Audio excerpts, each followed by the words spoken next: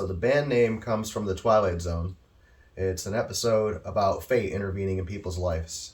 And I always like the idea of it. In this episode, there are two gunslingers that raise their hands in anger, and they learn a valuable lesson. And this kind of felt like the last band that I would have.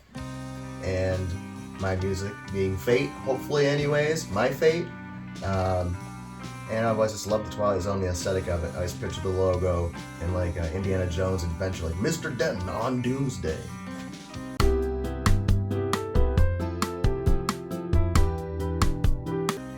So yeah, like we were saying, Benjamin came to me with connects. I had some Lincoln Logs. I think we had a little bit of Play-Doh. We mashed them together. Because whenever you hear a band talk about this, they always say, oh, this guy used to be in this band, this guy was in this band. Well, we've heard that story, don't worry about it. We smashed them all together and made this gelatinous goo, and that's what we are.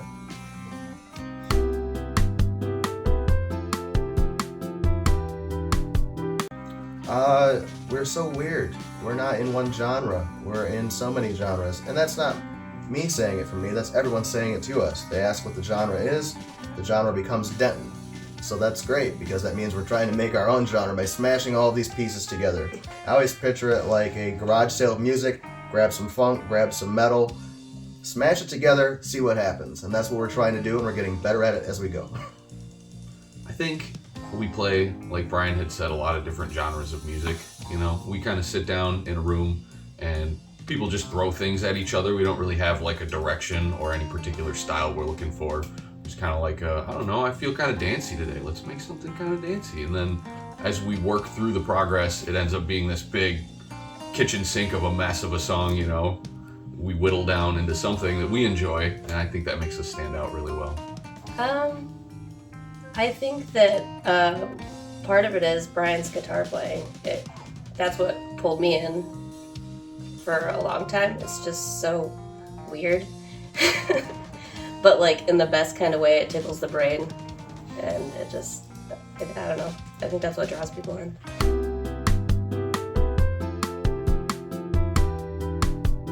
Oh, definitely Josie, the singer. She don't want to hear it, but it's true. She's got pipes. If I have to check a mic after her, I don't want to do it. I should check mics first. I'm okay. Then she gets on a mic, blows everyone away.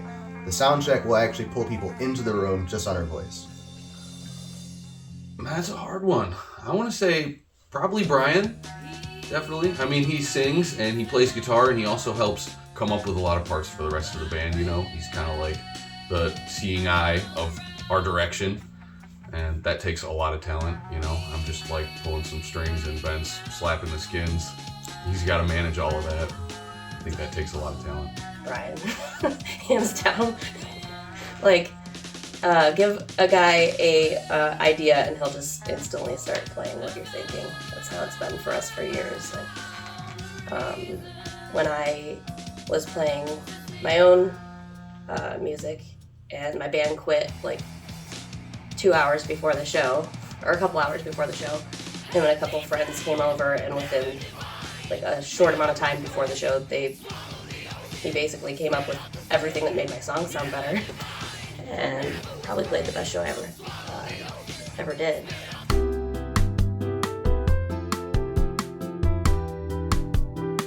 That would certainly be me. I don't know how that ended up happening, but somebody had to be responsible, lay out the spankings, and make sure everyone's there on time, and what time you should be there, not to drink so much, Evan, tisk, or whatever else, or members that aren't even here, Benjamin. So, yes, that would be me, and I'll scold him later. Brian's definitely our dad, for sure. He does lay down the spankings when he has to, definitely. He'll show up at your house, get you out of bed, and get you into practice. He'll also take care of you if you're hurting. I think it's a combination between Brian and me. It depends on the day.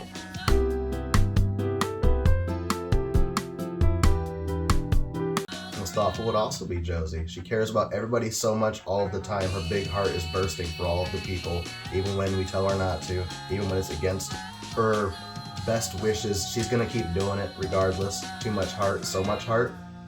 All the heart? Joe's definitely by far the most thoughtful. I think a couple of us could be a little more thoughtful. We could learn from her.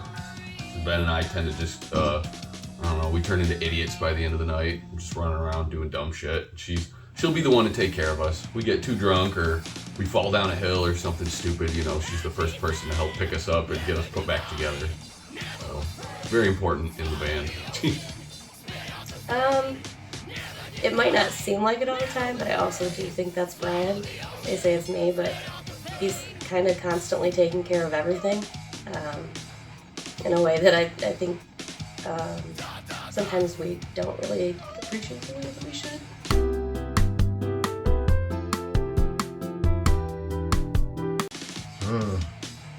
Man, I really like playing all of them. Right now, we've been playing one, Tatooine Drifter. You probably don't know that because I know you're not big into Star Wars and you're not going to talk about that. But when we were making this song, it felt like we were walking through the desert, like a certain planet from a certain movie, and you're on a constant loop. And playing that song live, it goes from a very quiet, deserty feel to a super intense situation where people are not expecting it. There's a great solo in it, and yeah, that's a lot of fun. It's been our new closer. That's really hard. This is a tough one. I think my favorite right now would be either Tatooine Drifter or Jonathan, because it's just a very beautiful, smooth, compared to all the rest of the music we have. It seems like this calm in the sea for a moment. On stage it's like a breath of air for us. Not that I don't love all the crazy stuff we're doing, but falling into that song just feels like everything planes out for a minute, Oh, that's kind of a tie right now between Doomsday and Tatooine Drifter. Both of them are I think they're different, but Doomsday has a really intense emotional response for me, but the other one has I don't know how to talk. I don't know. Tatooine Drifter kind of gets everybody amped up a little bit more.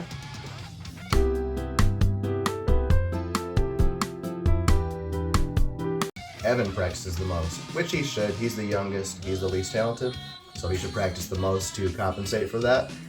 He's gotten up to competent now, and someday we're going to get to decent. That's what we're working on. I practice the most because I'm not nearly as good as the rest of this band. They've been around for over 10 years. I've only been playing bass for maybe 4 years, so even though I've played all the songs that we've recorded onto an album recently, I still text Brian, a week before we play, "What's the set list?" It's that same thing you did last week, and just sit in my chair and practice relentlessly, try to keep up with these guys. Definitely Evan. But I think Ben and Brian also play so much because they're teaching kids how to play. Maybe not practicing our songs, but they're constantly playing, so.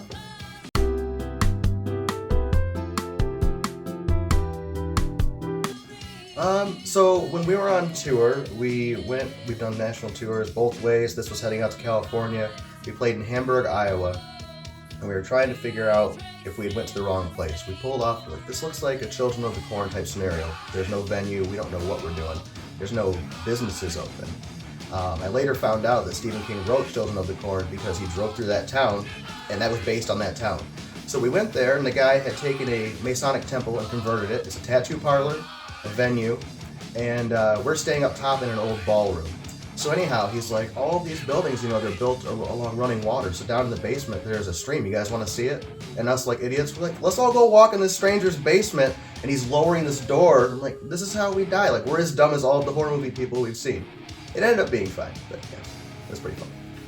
So we were down at the Melody Inn in Indianapolis, and it was this WrestleMania themed night, and everybody there was dressed up in some form of wrestling outfit. We had this guy in a wrestling onesie, and he had the headgear on, and there were luchadors going around putting people in chokeholds, and they had bought all this first act gear and IKEA furniture they had on stage, and at the end of their set, they were jumping through everything and smashing all their gear up, and it ended up in this huge mosh pit, everybody fighting each other, and I climbed over top of this guy, and I grabbed, there's a championship belt hanging in the corner, and it was just chaos. It was a wild, good time.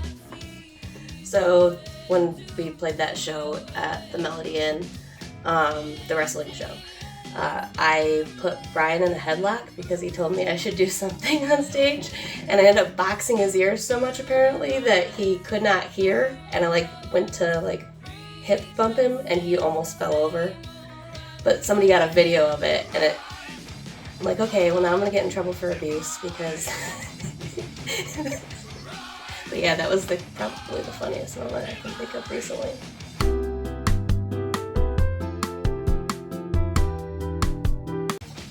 Fair to Midland is a great band. It's not the most famous band we played with, but it's my favorite band we've played with. We've also played with 3 Days Grace. We went for Jakey Lee, Ozzy Osbourne's guitarist. That was really cool. All That Remains, Nonpoint, Dope, OTEP, Misfits, Candlebox, Saliva, a whole bunch of them. But Fair to Midland is amazing. And Polka Dot Cadaver, we've done that twice now. They're just out there weird, love it, and that was a lot of fun. There's a lot of good bands around town. I really like Son of Scylla, not Sons of Scylla. I'm really big into metalcore, and I think they've got some good sound. They've got some great musicians, and they put on a really good show as well. I'm gonna go with those guys. There's a lot of good ones, but Son of Scylla, you guys fucking rock. So one that's not around anymore is Conspicuous Bystanders. They're just so different. Jenna's voice is so powerful in a way that I can't even comprehend fully. And then Oddsfish as well. Yeah. I don't want to go on after either one of those bands because they're just epic.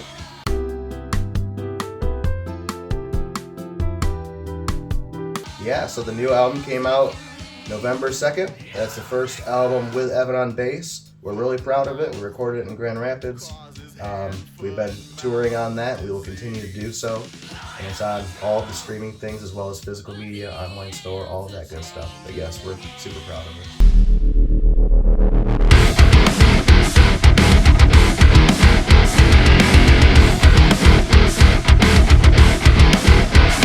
Get low. Work your way in there. Okay. You wanna? That's pretty good. That's pretty good. That's less good. That's pretty good. I think you did it. I think you did it. That's Beautiful. Can I swear? Is that cool? Fuck yeah. That's fair. I love you, Brian. Oh yeah. You're doing a good job. We were practicing one night down in our basement and just kind of like freestyling, coming up with new stuff. And we had this kind of like a deserty Arabian feeling kind of groove, you know? And I swear, Joe, when she was singing, she let out this big belting Arabian feeling. And I was really grooving with it. And I found out later that that's not what she said at all. But it's pretty funny to me.